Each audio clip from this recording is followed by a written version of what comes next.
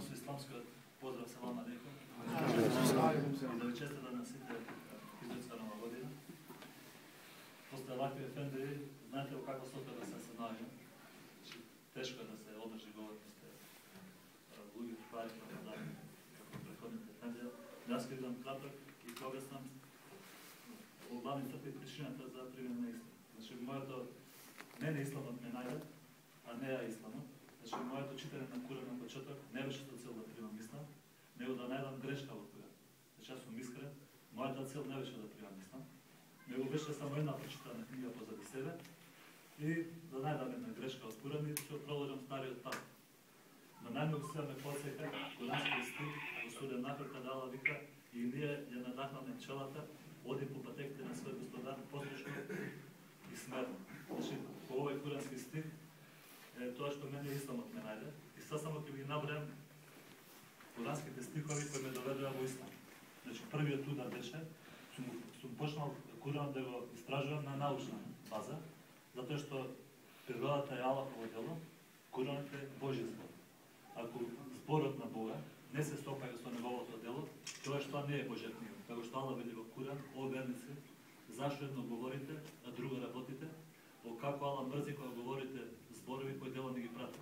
Зарем Аллах Желешану едно ќе говори во Куран, а природата ќе го демантира, како што во Библија стои дека Аллах ги создал растенијата во третиот ден, а во четвртиот месечината и сонце. Значи, како е можно растенијето да вире без сонце и месечина.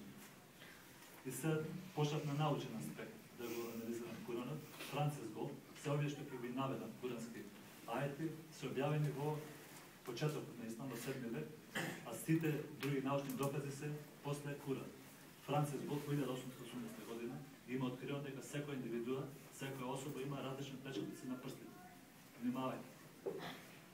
И јас сега питоресно, сликовито, ќе скокам од тема на тема во Куранот, за да дојдам до главната цел. Меканските аристократи во покорници му се обрајкаат на Мухамед и му велат: "О, ти буд магичниче, ти кој оставаш верата на нашите татковци, зарем кога ќе умрем и исчезнеме по земја и постанеме труди коски прашина, навистина ќе бидеме оживени, погледнете го нивното чудење во живоање. Бог му го стигнува тук стих во сура Кијам и му вика, каже, зарем човекот мисли дека неговите коски немаат да се овереме, па ние сме могли линиите од неговите прсти различни да ги создаде. Значи, наглада прашање за милион долари. Кој го обавестува Мухамед дека секој индивидуа има различни печатоци на прстите. Но сум продолжил понатаму, може би човекот третно. Значи, може би се работи за чиста коинциденција. Одиме на астрономија.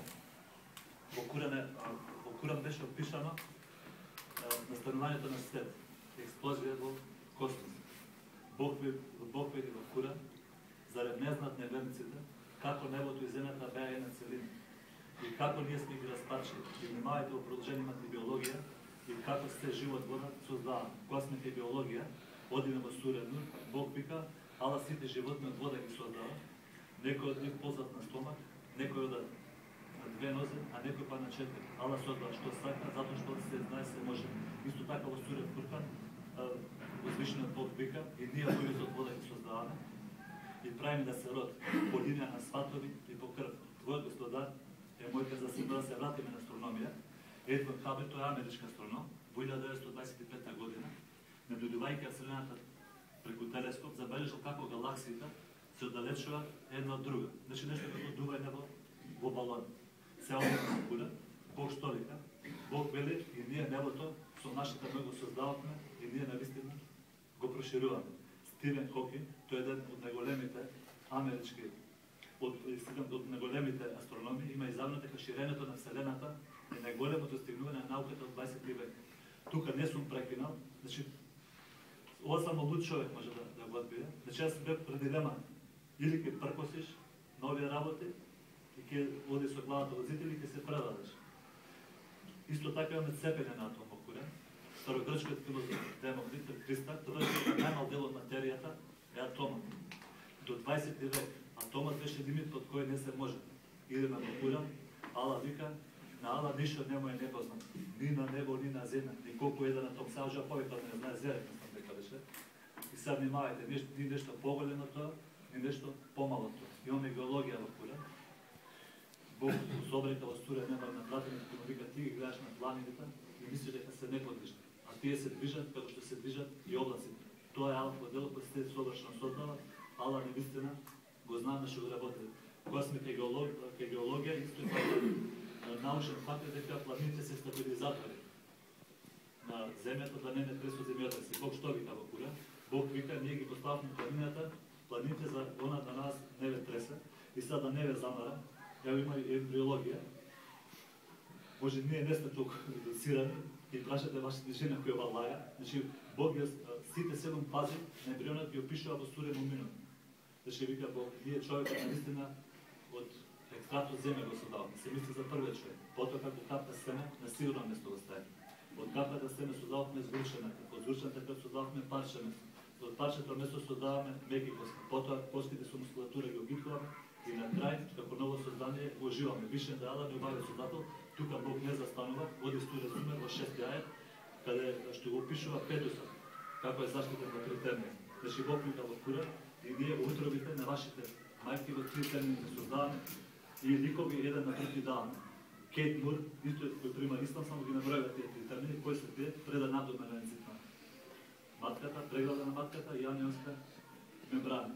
Исто така, тука ќе ова, значи, можеме да не ве замара, можам сега да ви наведам уште, например, за создавањето обликот на земјата. Значи, ние сите сме, кога луѓето мислят дека земјата е равна плоча, Бог во Куран вика дека ние ја создававме земјата како Ноево јајце. Мислам, може да подобро знаете хака во Куране, да. И денеска науката открие дека на половите е сплотната, а изложена на екватор. И сега да се вратам на почетоците. Интересно беше што 2 месеци јас не знам кај се наоѓам. Значи имаше како во бездната. Ако некој ме прашаше тие 2 месеца дали си муслиман, јас ќе одрече, но ако ме прашаше дали си христијанин, пак ќе одрече. Значи овие ми се најсладки месеци. Значи ми беше страх да се крстам, ми беше страх од црква, но ако некој ми каже дека си муслиман, повторно ќе одрече и денес ова не е случајност. 26 ноември ќе биде длабоко запишан во мојата меморија и мојата историја, во мојата биографија на денешен ден, на 2003 година, ден среда, Акшам, го окланав првиот намаз. Значи првиот намаз. Значи, овој ден беше како второ рагање.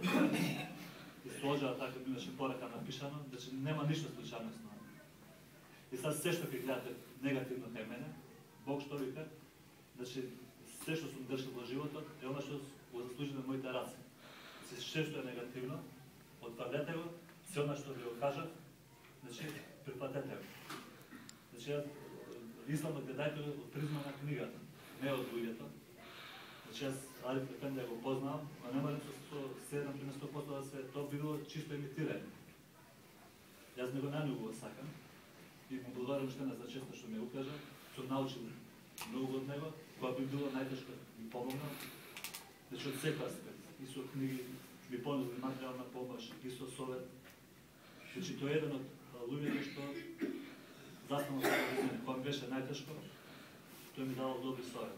И му благодарам уште еднашка, Господ да ме чува фамилијата и сите вас, иншалла да се видиме во Женева. Можам се уште да ви се извинам, што ви возим од времето.